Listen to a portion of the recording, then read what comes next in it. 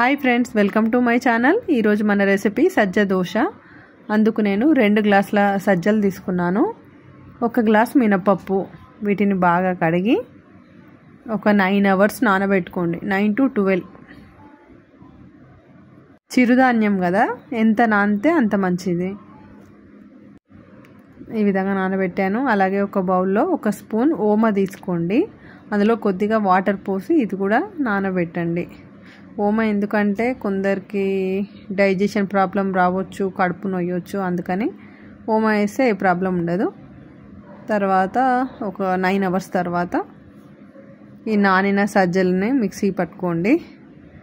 అలాగే మినపప్పును కూడా మిక్సీ పట్టండి.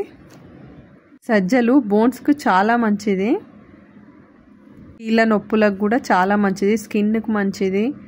ఇందులో ఫైబర్ ఉంటుంది. మనం రోజు అన్నమే తింటాం కదా, ఎట్లయినా ఈ దోశలు ఇడ్లీలన్నా మనం ఇట్లా చేసుకుంటే బాగుంటుంది.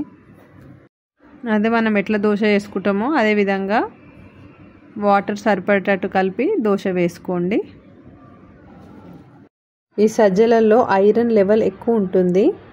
సజ్జలు వాడడం వల్ల ఎనీమియా తగ్గుతుంది, ఎర్ర రక్త కణాల ఉత్పత్తి పెరుగుతుంది. సేమ్ ఇదే ప్రాసెస్లో జొన్న దోశ వేసుకోవచ్చు, కొర్ర దోశ వేసుకోవచ్చు, మిల్లెట్స్లో ఏదైనా సరే సేమ్ ఇదే ప్రాసెస్. 2:1 అంటే 1 గ్లాస్ మినపప్పు అయితే 2 గ్లాసుల సజ్జలన్నా జొన్నలన్నా అట్లా కలిపేసుకోండి. మీకు కూడా హెల్త్కి చాలా మంచిది.